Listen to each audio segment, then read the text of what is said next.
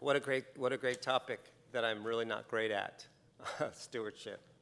Stewardship is a foundational principle that doesn't so much impose a religious obligation on us, like we have to be managers of everything. We have to make sure everything is in its boundaries and goes the way it's supposed to.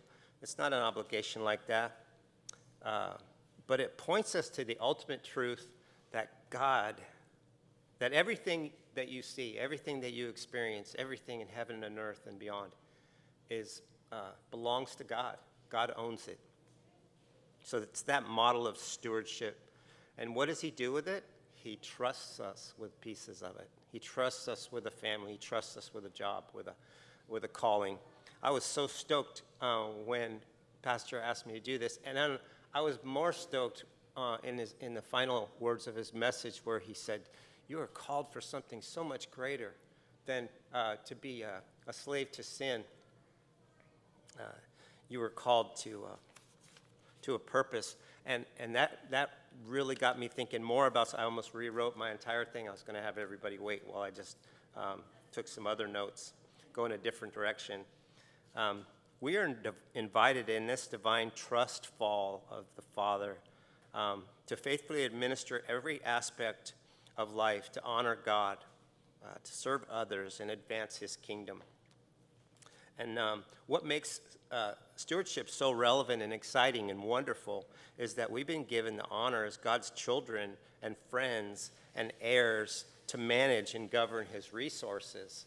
And there's a lot of, there's just about every aspect of life is woven with stewardship, woven with God's trust.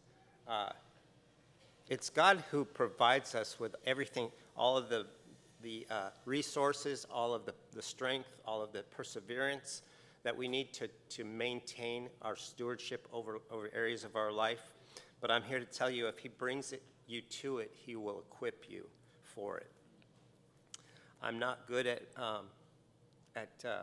adulting. Gabrielle is much better at adulting than I am, and but it's interesting how she honors my little piece of the household management, building stuff, digging holes, walking the dogs.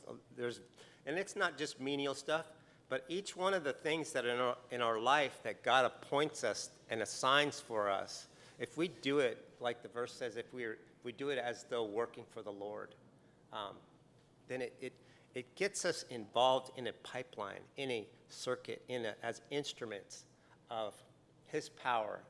And I think God smiles on that. Anything, the smallest task that you do, if you do it to honor God,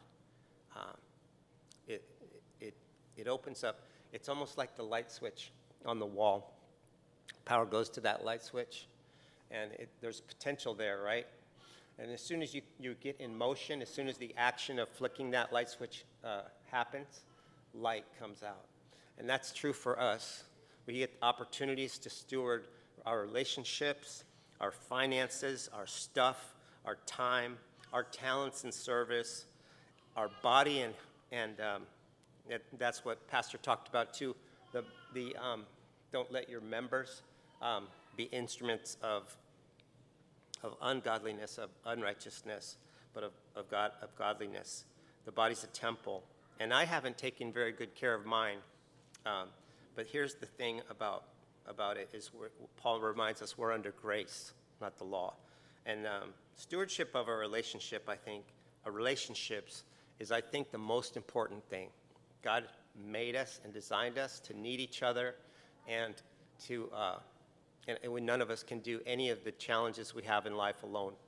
And so it's a matter of choice to identify where your community, especially your church community, can help you achieve the appointment that God has for you to steward areas of your life that will bring him glory. I think that's all I have. Thank you so much for your time.